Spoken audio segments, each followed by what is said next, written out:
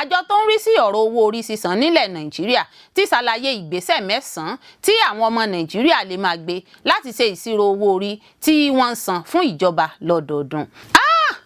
Èèyàn mẹta dágbére fáyé, Opo Ile Jona Ninu Ikolu tó wáyé nípinlẹ Zamfara.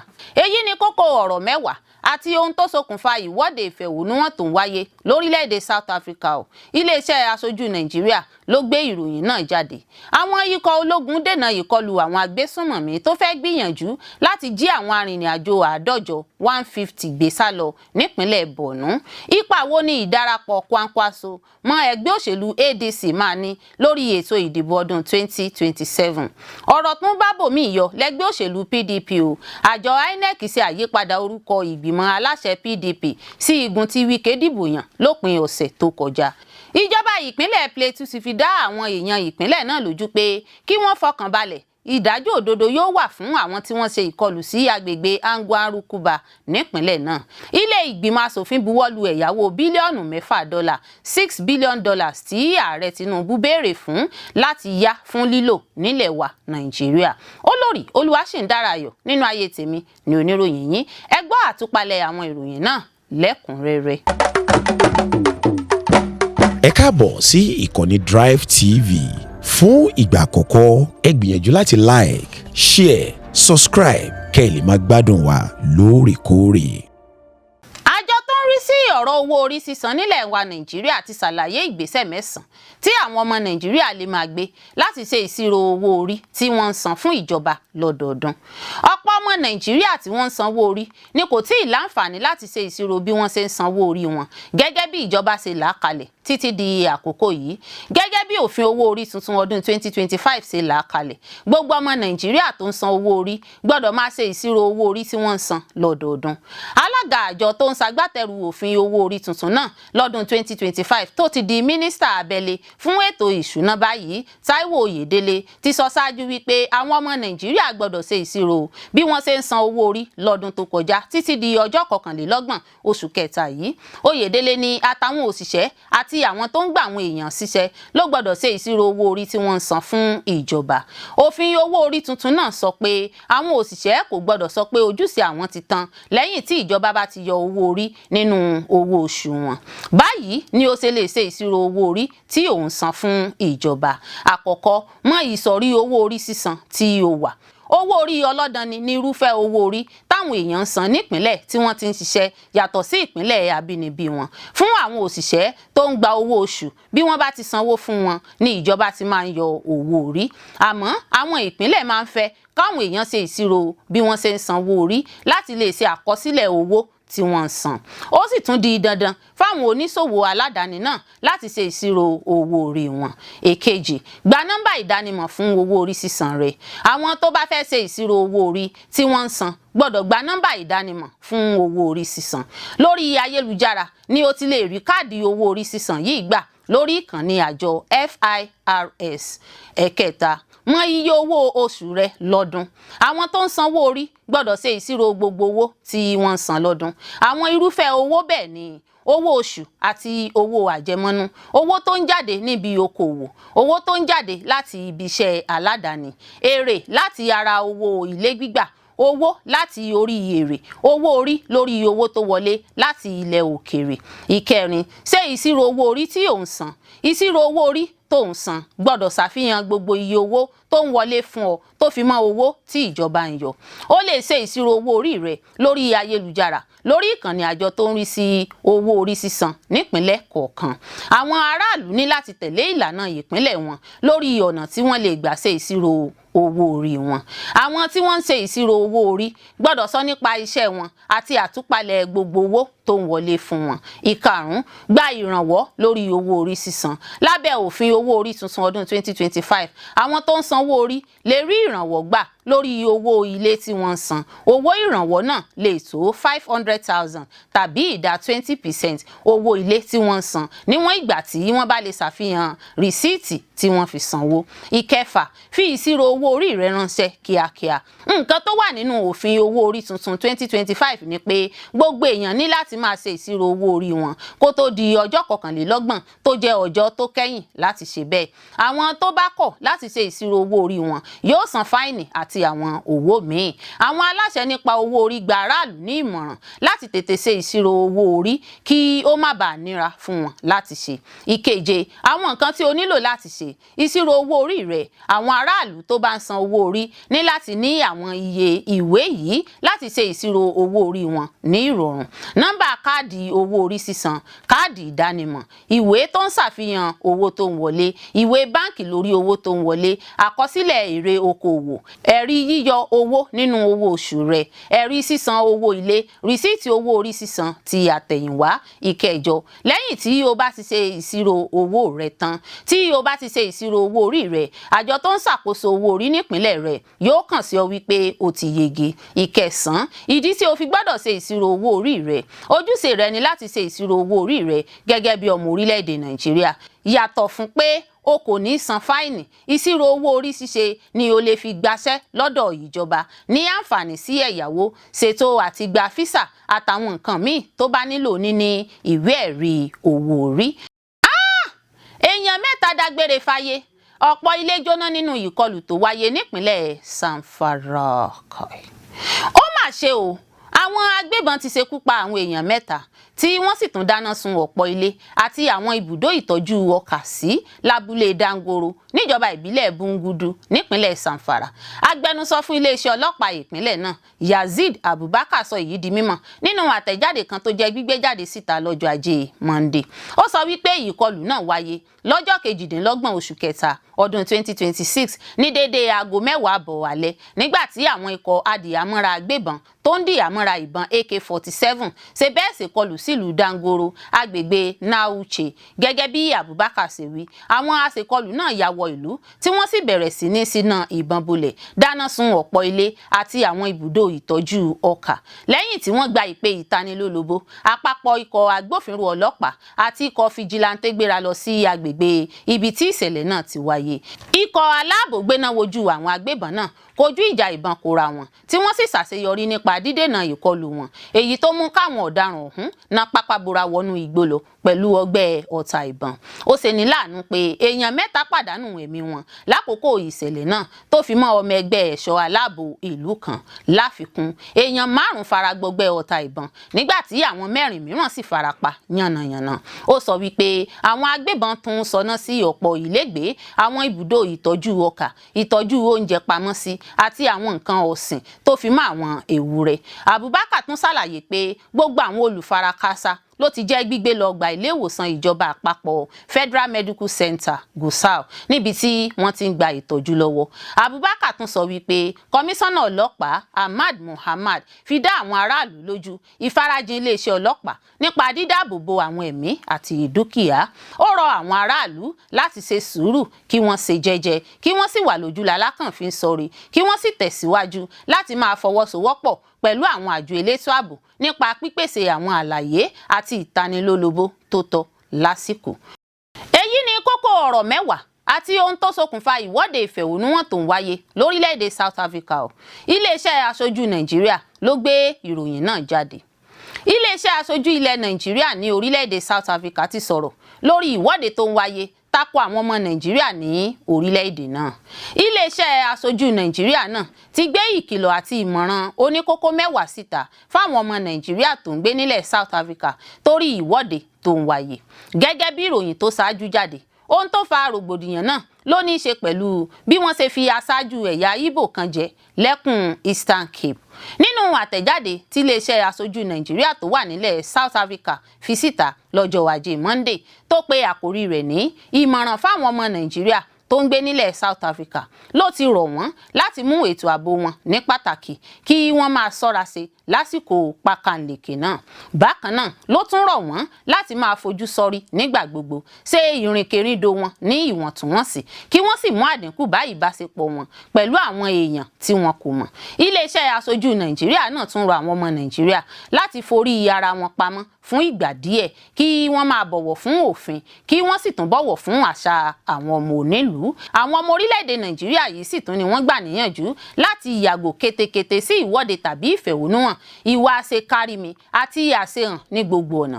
Àtẹ̀jáde náà ní àwọn ọmọ Nàìjíríà lè kàn sí iléeṣẹ́ aṣojú Nàìjíríà tó wà ní Pretoria tàbí aṣojú àgbà tó wà nílùú Johannesburg fún àlàyé lórí ààbò wọn tó bá pọn dandan. Mọ́tò 10 ni wọ́n jó kanlẹ̀ lásìkò ìwọ́de ńlá kan tó bẹ́ sílẹ̀ ní ẹkùn ìlà oòrùn Eastern Cape ní South Africa lẹ́yìn ètò ìfinijoyè táwọn ọmọ Nàìjíríà kan ṣe ní ẹkùn náà.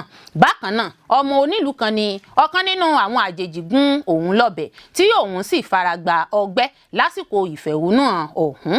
Àwọn fọ́nrán fídíò tó gba orí ayélujára ṣàfihàn pé ìfẹ̀hónúhàn náà ti di wàhálà ńlá táwọn olùfẹ̀hónúhàn sì ń dáná sun àwọn dúkìá tó jẹ́ ti aládàáni. Ìfẹ̀hónúhàn náà ló wáyé lẹ́yìn ọjọ́ díẹ̀ tí wọ́n fi ọkùnrin kan tí orúkọ rẹ̀ ń jẹ́ Solomon Ogbonna Eziko jẹ oyè olórí ẹ̀yà Igbo East London. Àmọ́ ètò ìfinijoyè náà dá awuyewuye sílẹ̀ lórí ayélujára bí ẹgbẹ́ àwọn olóyè kan ṣe jáde pé ó lòdì sí àṣà láti máa fi èèyàn jẹ ọba ní agbègbè tó ní àwọn lọ́balọ́ba tó ń darí ibẹ̀. Gẹ́gẹ́ bí alága ẹgbẹ́ àwọn olóyè Eastern Cape House of Traditional and Khoisan Leaders EC8TKL Nkosi Walanda Guadiso ṣe sọ fún àwọn akọ̀ròyìn, ó ní agbègbè náà ló wà ní abẹ́ ìdarí ẹkùn Amaraibe èyí tí ọba Sandil ń ṣe àkóso rẹ̀.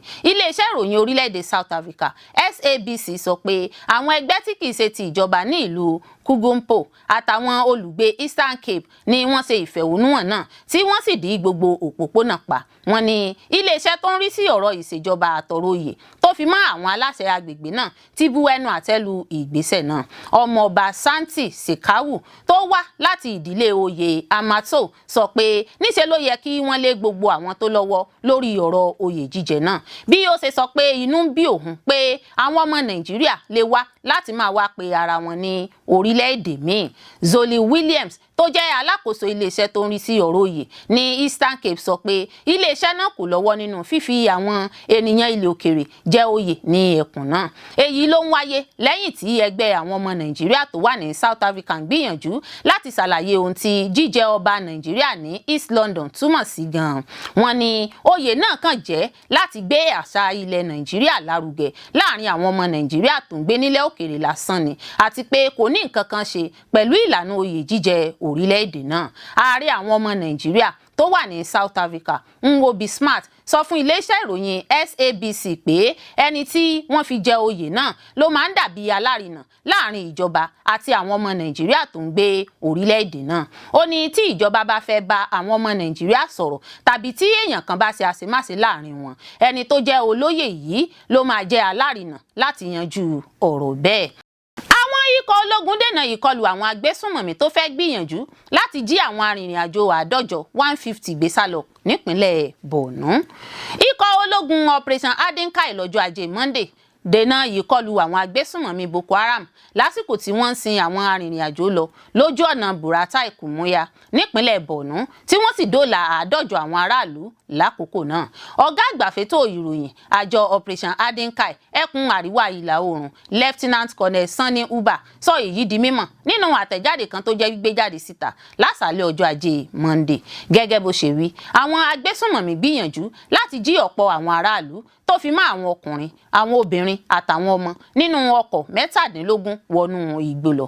Àtẹ̀jáde náà kà báyìí pé ikọ̀ ọmọ ogun àríwá ìlà oòrùn Operation Adenkai ti ṣe gudugudu méje yàyà mẹ́fà jẹ́wọ́ akíkanjú ìfarajìn rẹ̀ nípa dídáàbòbò àwọn aráàlú nípasẹ̀ dídènà ìgbìyànjú àwọn ikọ̀ alákatakítí ẹ̀sìn Boko Haram àti ISWAP láti jí ọ̀gọ̀ọ̀rọ̀ àwọn aráàlú sálọ.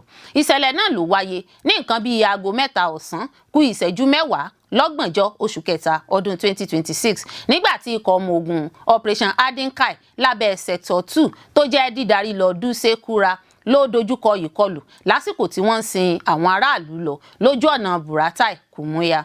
Ní ìdásí kánmọ́nkóbó, àwọn ikọ̀ ológun gùn lé ìgbésẹ̀ ààbò lágbègbè náà tí wọ́n sì dènà ìkọlù tí wọ́n sì lépa wọn lọ agbègbè Mangari. Ìfúngunmọ́ tó lé wáyé gẹ́gẹ́ bí Uba ṣe wí látọwọ́ ikọ̀ ológun ló jẹ́ kí àwọn agbésùnmọ̀mí ọ̀hún pa àwọn aráàlú àti ọkọ̀ tí wọ́n jí gbé tì ní tipátipá, èyí tó dènà ìgbìyànjú ìjínigbé ọ̀gọ̀rọ̀ àwọn èèyàn. Àwọn aráàlú tó jẹ́ dídòlà náà tó lọ bíi àádọ́jọ 150 ni wọ́n ṣàwárí láyọ̀ tí wọ́n sì ti kó lọ Buratai lójú náà láti darapọ̀ mọ́ àwọn mọ̀lẹ́bí wọn. Lásìkò ìlépa náà, agbẹnusọ ikọ̀ Operation Adenkai sọ wípé ikọ̀ ológun dojúkọ àdó ìbúgbàmù lójú ọ̀nà Bula Sama Mangari. Ó sọ wípé àwọn ikọ̀ ológun 5 farapa yánnayànna tí wọ́n sì ti jẹ́ gbígbé lọ ọgbà ilé ìwòsàn. Ìfarajìn ikọ̀ ológun ṣàfihàn ìgbésẹ̀ ojútùú ọ̀nà àbáyọ àjọ Operation Adenkai láti dènà ìgbésẹ̀ òmìnira àwọn agbésùnmọ̀mí àti láti dáàbò bo àwọn èèyàn jákèjádò agbègbè náà.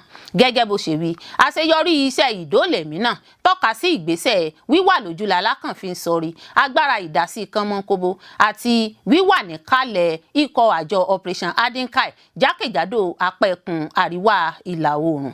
Uba tẹ̀síwájú nípa bó tún ṣe fi dá àwọn aráàlú lójú nípa ìfarajìn iléeṣẹ́ ọlọ́pàá láti jẹ́ kí ìgbésẹ̀ wọn dúró ṣinṣin, dídáàbòbò àwọn aráàlú àti títẹpamọ́ fífúngun mọ́ àwọn agbésùnmọ̀mí náà pàápàá jùlọ lásìkò ọdún àjíǹde tó ń kan ilẹ̀kùn gbọ̀ngbọ̀ngbọ̀n yìí.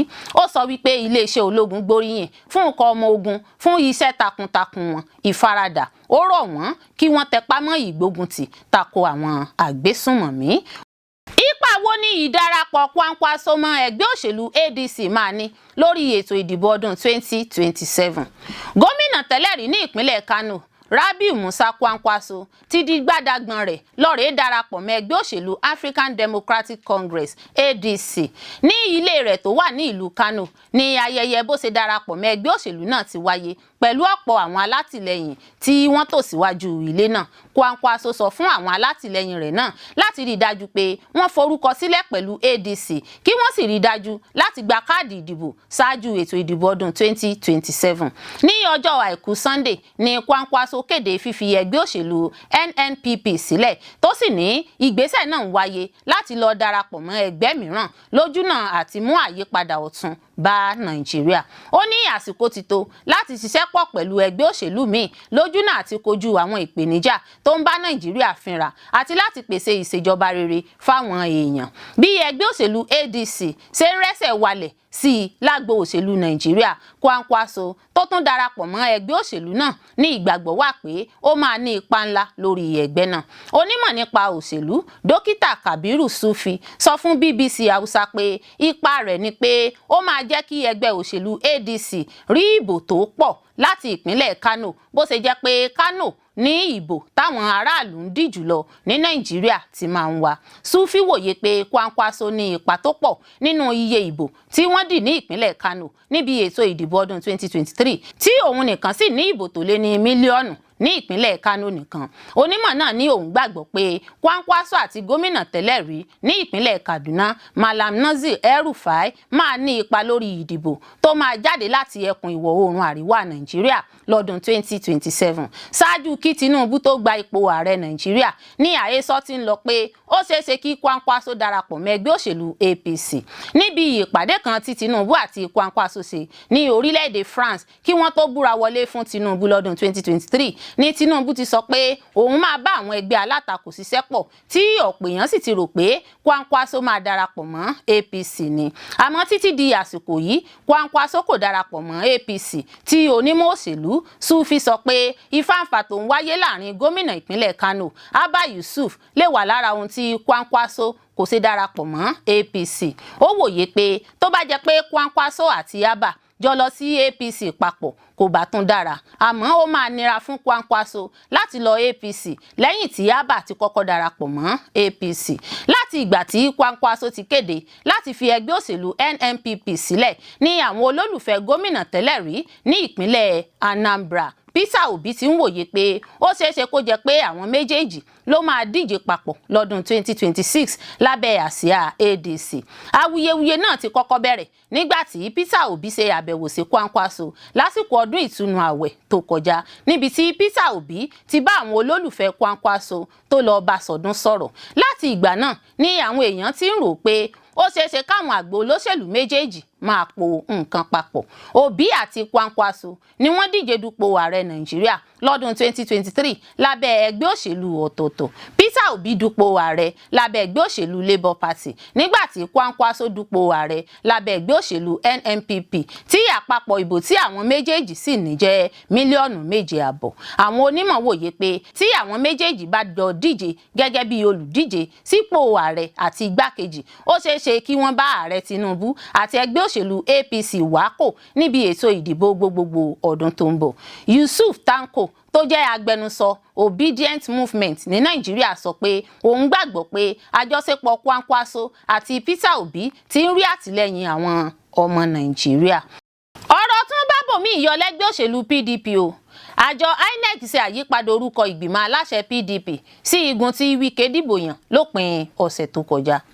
Ní ọjọ́ Àìkú Sunday ọjọ́ 29 oṣù kẹta ọdún 2026 ní igun mínísítà fún ìlú Àbújá Nelson Wike nínú ẹgbẹ́ òṣèlú People's Democratic Party PDP ṣe àpérò ẹgbẹ́ náà láti yan àwọn adarí ẹgbẹ́ tuntun.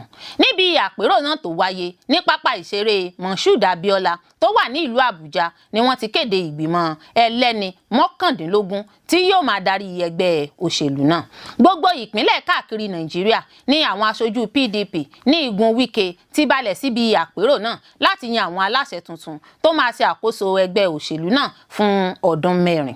Àwọn aṣojú tí iye wọn tó 2,500 tó kópa níbi àpérò náà ló fẹnu kò láti gbé àwọn aláṣẹ tuntun náà wọlé láì ṣe ètò ìdìbò kankan, gẹ́gẹ́ bí ẹgbẹ́ náà ti ṣáájú kéde pé ìlànà fífi ẹnu kò lórí àwọn olùdíje ní àwọn máa ṣe dìbò ṣiṣẹ́ ètò ìdìbò. Àpérò náà ṣàfihàn ìyapa tó ń wáyé nínú ẹgbẹ́ òṣèlú PDP látàrí bí kò ṣe sí aṣojú láti àwọn ìpínlẹ̀ kan. Lára ìpínlẹ̀ tí kò bá wọn péjú síbi àpérò náà láti rí ìpínlẹ̀ Edo níbi tí ìjà abẹ́nú ti ń wáyé láàrin àwọn adarí ẹgbẹ́ náà ní ìpínlẹ̀ òhun. Ẹ ó rántí pé ní oṣù kọkànlá ọdún 2025 ní igun ti gómìnà ìpínlẹ̀ Ọ̀yọ́ Ṣèyí Mákindé ṣe ìpàdé àpérò ní ìlú Ìbàdàn níbi tí wọ́n ti yan Kabiru Tanimu Turaki gẹ́gẹ́ bí alága ẹgbẹ́ PDP. Àmọ́ ṣáájú àpérò náà ní ilé ẹjọ́ gíga ìlú Àbújá ti dájọ́ pé wọn kò gbọ́dọ̀ ṣe ìpàdé ọ̀hún àti pé àjọ tó ń rí sí ètò ìdìbò ní Nàìjíríà kò gbọ́dọ̀ bá wọn kópa níbẹ̀. Lẹ́yìn náà ní ilé ẹjọ́ kòtẹ́milọ́rùn tún da ẹjọ́ tí igun Mákindé pè lórí ìpàdé náà nù tí wọ́n sì ní kí Turaki kò gbọ́dọ̀ pé ara rẹ̀ ní alága ẹgbẹ́ náà mọ́.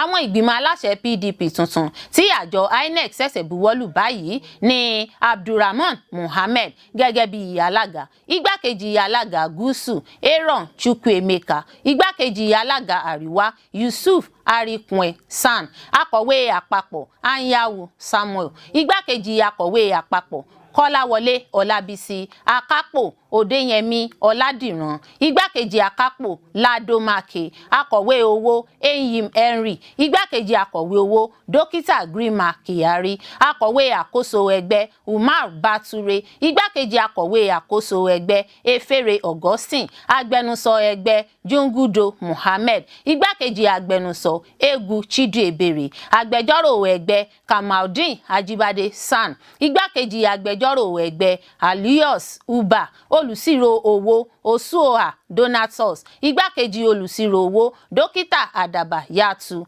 olórí ọ̀dọ́ Ibrahim Aboki, igbákejì olórí ọ̀dọ́ Mọ̀mọ́ Basil, olórí àwọn obìnrin Ọ̀jọ̀gbọ́n Ògúnṣe Adédayọ̀, igbákejì olórí àwọn obìnrin Awa Singe. Pẹ̀lú gbogbo àwọn ìfàǹfà tó ń wáyé nínú ẹgbẹ́ òṣèlú PDP, àwọn èèkàn ẹgbẹ́ òṣèlú náà bíi gómìnà ìpínlẹ̀ Abia tẹ́lẹ̀ rí Okezie Ikpeazu, alága tí wọ́n ṣẹ̀ṣẹ̀ yàn Abdulrahman Mohammed, Nelson Wike, Bukola Saraki, Sule Lamido ń pè fún ìpẹ̀tùsáwọ̀ láàrin àwọn tó ń fapá jánu nínú ẹgbẹ́ náà. Wọ́n ní ó pọn dandan láti wà ní ìṣọ̀kan kí àwọn aráàlú lè ní ìfọkàntán nínú wọn ṣáájú ètò ìdìbò ọdún tó ń bọ̀. Nínú ọ̀rọ̀ rẹ̀, gómìnà tẹ́lẹ̀ rí fún ìpínlẹ̀ Abia tó tún jẹ́ alága ètò àpérò náà Okezie Ikpeazu sọ pé ó pọn pọn dandan kí àwọn parí aáwọ̀ tó ń wáyé nínú ẹgbẹ́ òṣèlú PDP nítorí ọjọ́ iwájú ẹgbẹ́ náà. Ikpeazu ní gbogbo àwọn tó bá jẹ́ ọmọ ẹgbẹ́ òṣèlú PDP tòótọ́ ló gbọ́dọ̀ mú ìṣọ̀kan ẹgbẹ́ náà ní pàtàkì, tó sì wòye pé láti ọdún 2021 ni ẹgbẹ́ náà ti ń kojú onírúurú ìpèníjà kan tàbí òmíràn. Ó sọ pé iṣẹ́ ńlá ló wà níwájú ìgbìmọ̀ aláṣẹ tuntun tí wọ́n ṣẹ̀ṣẹ̀ yàn náà bí wọ́n ṣe máa rí dájú pé PDP padà sípò rẹ̀ ṣáájú ètò ìdìbò gbogbogbò tó ń bọ̀ lọ́nà.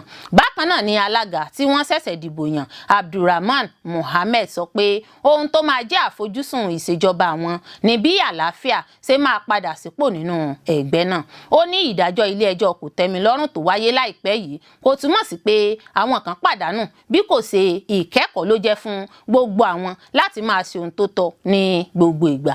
Bukola Saraki ní tiẹ̀ sọ pé bí àwọn aṣojú àjọ elétò ìdìbò ilẹ̀ wa INEC ṣe kópa níbi ètò àpérò náà ṣàfihàn pé ìpàdé fẹsẹ̀ rinlẹ̀. Saraki ní òun ní ìgbàgbọ́ pé ẹgbẹ́ òṣèlú máa borí níbi ètò ìdìbò gbogbogbò ọdún 2027.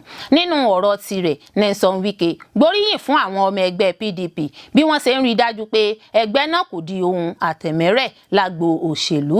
Ó ní pẹ̀lú gbogbo ìpèníjà tí àwọn adarí ẹgbẹ́ náà kojú, àwọn ọmọ ẹgbẹ́ ní ẹsẹ̀ kùkù kò káàárẹ̀ ọkàn tí gbogbo wọn sì mú ẹgbẹ́ náà dúró ṣinṣin. Wike fi kún pé gbogbo àwọn tó bá wà fún ìṣọ̀kan PDP ni àwọn máa fún láàyè láti kópa tiwọn lójúnà àti gbé ẹgbẹ́ náà dé èbúté ògo.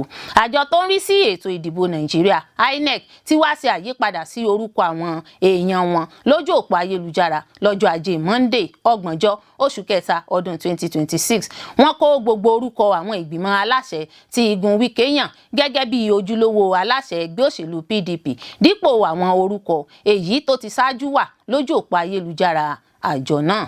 Olórí Olúwaṣìndára-Ayọ̀ nínú ayé tèmi ni oníròyìn yín. Ẹ ṣé púpọ̀ fún gbígbọ́ àti wíwò tí ẹ ń wò wá. Ojú tí ẹ fi ń wò wá kò ní fọ́, etí tí ẹ fi ń gbọ́ wá kò ní di. Láṣẹ Elédùmarè yóò sì dára fún yín. Ìjọba ìpínlẹ̀ Plateau ti fi dá àwọn ènìyàn ìpínlẹ̀ náà lójú pé kí wọ́n fọkàn balẹ̀, ìdájọ́ òdodo yóò wà fún àwọn tí wọ́n ṣe ìkọlù sí agbègbè Angwan Rukuba nípínlẹ̀ náà. Gómìnà ìpínlẹ̀ Plateau Caleb Mutfwang ti fi dá àwọn ará ìpínlẹ̀ náà lójú pé ìdájọ́ òdodo yóò wáyé sí ọ̀rọ̀ ìkọlù tó wáyé ní agbègbè ìjọba ìbílẹ̀ Jos North tí wọ́n pa àwọn ènìyàn ní Angwan Rukuba.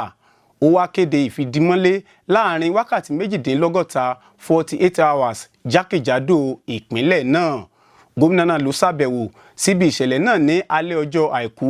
Ó sì ṣe ìlérí pé àwọn tó lọ́wọ́ nínú ìkọlù náà yóò jẹ́ fífi páńpẹ́ òfin gbé tí wọ́n ó sì dojú kọ ìdájọ́ òdodo. Ó tún fi kún un pé ìjọba ìpínlẹ̀ yóò san owó ìtọ́jú fún àwọn tí wọ́n fi ara pa lákòókò ìkọlù yìí àti pé wọ́n máa ṣètò ìsìnkú tó yẹ fún àwọn tí wọ́n bá ìṣẹ̀lẹ̀ náà rìn. Ìkọlù náà ló ṣẹlẹ̀ ní nǹkan bíi aago 7:30 alẹ́ ọjọ́ 29 oṣù kẹta ọdún 2026. Ìkọlù náà ló ti mú kí ìpayà ọkàn pọ̀ sí ní agbègbè náà tí ó sì ti fa kí ètò ààbò pọ̀ sí káàkiri agbègbè náà.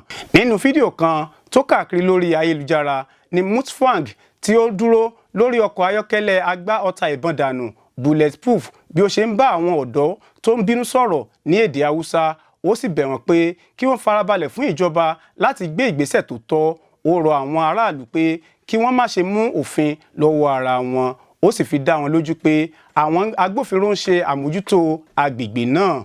Nígbà tí gómìnà ń ṣàlàyé ìṣẹ̀lẹ̀ náà gẹ́gẹ́ bí ohun tó bà á lọ́kàn jẹ́ gan-an, gómìnà náà sọ pé Angwan Rukuba jẹ́ agbègbè tí àwọn ènìyàn láti oríṣiríṣi ẹ̀yà ń gbé pọ̀ lágbègbè náà. Ó sì fi kún un pé ìṣẹ̀lẹ̀ burúkú náà kan gbogbo ènìyàn. Gómìnà tún fi dá àwọn ìdílé àwọn tó bá ìṣẹ̀lẹ̀ náà rìn lójú pé ìjọba yóò ṣe àtìlẹ́yìn fún wọn pẹ̀lú ṣíṣe ètò ìsìnkú.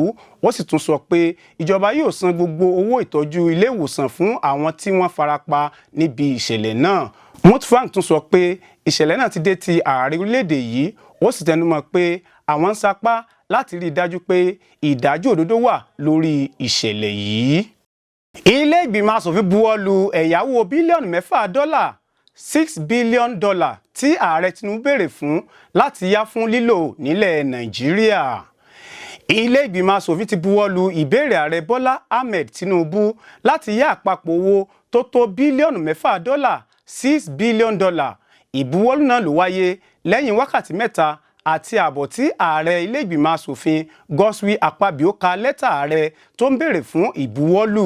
Ilé ìgbìmọ̀ asòfin buwọ́lù ètò ẹ̀yáwó bílíọ̀nù náà lẹ́yìn àgbéyẹ̀wò àti àbájáde ìjábọ̀ nípasẹ̀ alága ìgbìmọ̀ asòfin lórí gbèsè nílẹ̀ wa àti nílẹ̀ òkèèrè Sẹ́nitọ̀ Aliyu Wamako ẹgbẹ́ òṣèlú APC tó ń ṣojú ẹkùn àríwá Sokoto. A ó rántí pé láìpẹ́ yìí ni ààrẹ Tinubu béèrè fún ìbuwọ́lù láti yá owó nínú lẹ́tà méjì ọ̀tọ̀ọ̀tọ̀ tó kọ sí ààrẹ ilé ìgbìmọ̀ asòfin lọ́jọ́ Ìṣẹ́gun Tuesday. Ààrẹ Tinubu ló ti ṣáájú kọ̀wé sílé ìgbìmọ̀ asòfin tó sì béèrè fún ìbuwọ́lù láti yá bílíọ̀nù $5 $5 billion nínú lẹ́tà kan tó jẹ́ fífi ṣọwọ́ sí ààrẹ ilé ìgbìmọ̀ asòfin ilẹ̀ wa Sẹ́nitọ̀ Godswill Akpabio èyí tó jẹ́ kíkà sétígbọ̀ lọ́jọ́ Ìṣẹ́gun Tuesday lásìkò ìjókòó ilé ẹ̀yáwó náà ló máa jẹ́ gbígbà láti ilé ìfowópamọ́ Abu Dhabi Bank ó sì máa jẹ́ lílò fún owó tí kò tó fún àbádòfin ìṣúná ìnáwó gbèsè àti àtàwọn nǹkan mìíràn gẹ́gẹ́ bí ìròyìn Vanguard News ṣe gbé jáde síta. Nínú lẹ́tà mìíràn sí ilé ìgbìmọ̀ asòfin ààrẹ Tinubu kọ̀wé fún ìbuwọ́lù láti yá bílíọ̀nù $1 $1 billion ẹ̀yáwó UK EF láti ilé ìfowópamọ́ London City Bank fún àwọn àtúnṣe àwọn àkànṣe iṣẹ́ láwọn ibùdó tó fi mọ́ ibùdó Lagos Port Complex àti ibùdó Tinkan Port. Gẹ́gẹ́ bí ààrẹ ṣe wí, àfojúsùn ìṣe pàtàkì àkànṣe iṣẹ́ náà ni láti wo ojútùú ọ̀nà àbáyọ síṣòro ìpèníjà àwọn àìtó pàtàkì láti mú kí iṣẹ́ náà sunwọ̀n sí i, láti mú àwọn ìlànà ètò ààbò sunwọ̀n sí i, láti ṣe àtìlẹ́yìn fún ìyípadà ìṣòwò tí kìí ṣe ti epo àti láti fi orílẹ̀-èdè Nàìjíríà sí ipò ibùdó ìṣòwò láàrin àwọn mìíràn. Lẹ́yìn náà ni Akpabio fi àwọn lẹ́tà náà ránṣẹ́ sí adarí ìgbìmọ̀ fọ́rọ̀ gbèsè nílẹ̀ wa àti nílẹ̀ òkèèrè Sẹ́nitọ̀ Aliyu Wamako láti gbé ìgbésẹ̀ asòfin lórí ìbéèrè náà àti kó sì jábọ̀ padà lójú ẹsẹ̀.